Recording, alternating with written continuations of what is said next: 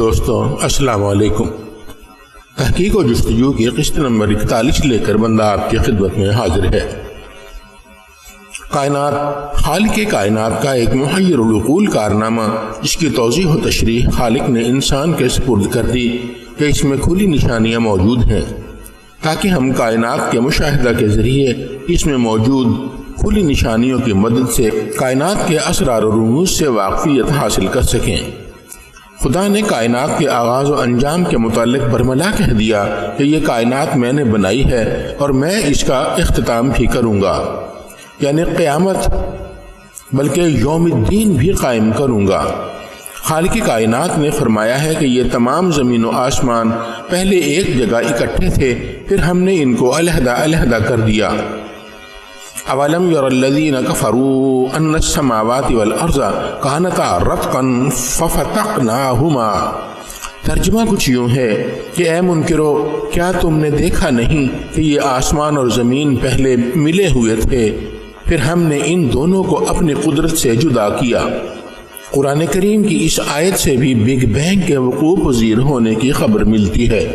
اس قرآنی خبر کے تقریباً 1500 سال، جو کہ ایک قابل ذکر عرصہ ہے، کے بعد سائنس رینگتی اور گھسٹتی ہوئی اس نظریہ تک پہنچی کہ بگ بینگ سے موجودہ کائنات کی ابتدا ہوئی۔ قرآنی ارشاد کے مطابق اس نے اپنے انجام کو بھی پہنچنا ہے اور یقیناً پہنچنا ہے۔ خالق کائنات کے اپنے الفاظ ہیں کہ میں مالک یوم الدین ہوں۔ یوم الدین یعنی قیامت کے دن کا مالک۔ اس دن میں تم سے دنیاوی زندگی کا حساب لوں گا، تم تیار رہو اور اپنے امتحان کی تیاری کرو۔ قیامت قریب ہے۔ خدا لم یزل کے اعداد و شمار کے مطابق یقیناً قیامت یعنی کائنات کا اختتام بے حد نزدیک ہے۔ خدا کے مفہوم قربت کی تشریح نہیں کی جا سکتی، کیونکہ وہ ہمیشہ سے ہے اور ہمیشہ رہے گا۔ اس کی نظر میں فاصلے اور دوریاں کوئی حیثیت نہیں رکھتی۔ یہ انسان کا گمان اور قیاس ہے کہ وہ اعداد و شمار کے لیے ارب اور کھرب کے ہندسے استعمال کرتا ہے۔ سائنسدانوں کے مطابق کائنات کے ڈھیر ہونے میں ابھی 4.5 ارب سال کا عرصہ باقی ہے، اور یہ کہ کائنات 4.5 ارب سال سے ہی قائم ہے۔ یہ تمام عرصہ یعنی 9 ارب سال کا عرصہ ایک نظریہ ہے، جس کے تحت یہ کہا جا سکتا ہے کہ بگ بینگ کے وقوع کو تقریباً 14 ارب سال بیت چکے ہیں، اور اتنے ہی عرصہ سے یہ کائنات پھیل رہی ہے اور اتنا ہی عرصہ اسے سمٹنے میں لگے گا۔ اسٹیون ہاکنگ اس بارے میں کہتا ہے کہ مگر جس کے بارے میں ہمیں یقین ہے وہ یہ کہ اگر کائنات کو دوبارہ ڈھیر بھی ہونا ہے تو یہ ایسا مزید کم از کم 10 ارب سال سے پہلے نہیں ہوگا، کیونکہ یہ اس سے پہلے کم از کم اتنے ہی عرصے سے پھیلتی رہی ہے۔ ہمیں اس پر غیر ضروری پریشان نہیں ہونا چاہیے۔ اس وقت تک اگر ہم نے نظام شمسی سے باہر آبادیاں نہ بنائیں تو نوع انسانی اس سے بہت پہلے ہی ہمارے سورج کے بجھنے کے ساتھ فنا ہو چکی ہوگی۔ یہ اسٹیون ہاکنگ کے الفاظ ہیں جو انسان کو تنبیہ کر رہے ہیں کہ ہمارا سورج 10 ارب سال سے پہلے ہی بجھ جائے گا اور زمین پر زندگی معدوم ہو جائے گی۔ اسٹیون ہاکنگ کی اس تنبیہ کے مطابق انسان کو اپنے نظام شمسی سے باہر اپنی نسل کی بقا کے لیے کسی دوسرے نظام شمسی کے ایک یا ایک سے زیادہ سیاروں پر آبادیاں قائم کرنے کی جستجو کرنی چاہیے۔ یہاں ایک سوال یہ پیدا ہوتا ہے کہ کیا کائنات یکمشت اکٹھے ہی اور ایک ہی وقت پر ڈھیر نہیں ہو جائے گی؟ اگر تمام کائنات ایک ہی وقت میں ڈھیر نہیں ہوتی تو پھر یہ درجہ بدرجہ اور وقفے وقفے سے ڈھیر ہوگی۔ ایک اور سوال یہ بھی پیدا ہوتا ہے کہ اگر تمام کائنات کے ڈھیر ہونے سے بیشتر ہی ہمارا سورج بجھ جاتا ہے اور اس سے بھی بیشتر انسان اپنا نظام شمسی تبدیل کر لیتا ہے، تو کیا انسان پوری کائنات کے ڈھیر ہونے تک اپنے نظام شمسی تبدیل کرتا رہے گا؟ اور سب سے بڑا سوال یہ ہے کہ کیا ایسا ممکن بھی ہے؟ اس بارے میں کوئی قیاس رائے ممکن نہیں، کیونکہ یہ انتہائی بعید ترین مستقبل کی بات ہے۔ تب تک انسان نامعلوم کن کن ادوار سے گزرے گا۔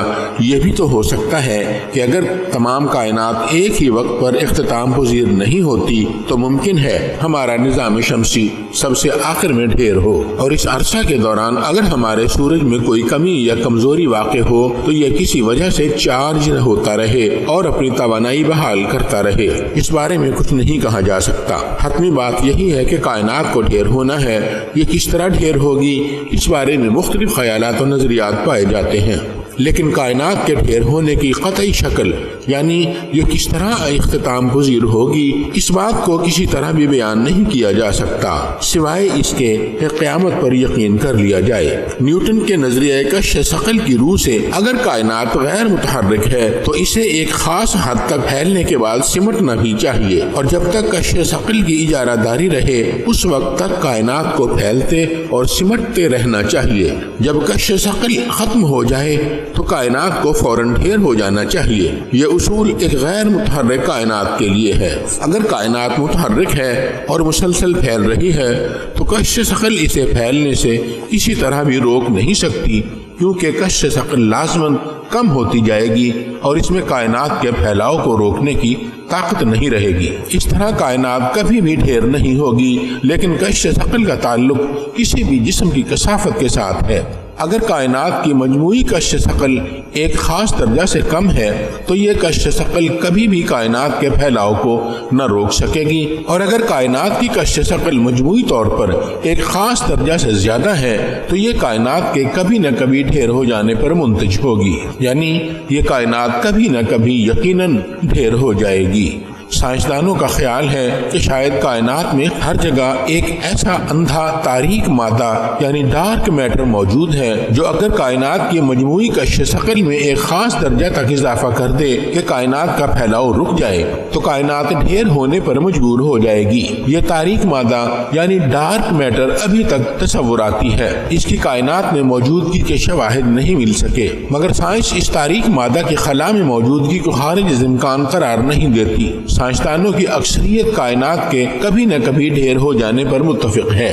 کائنات کے جتنے بھی سائنسی ماڈل پیش کیے گئے وہ سب کائنات کے کبھی نہ کبھی ڈھیر ہو جانے کی طرف اشارہ کرتے ہیں، حتیٰ کہ آئنسٹائن کا غیر ترمیم شدہ عمومی نظریہ اضافیت بھی۔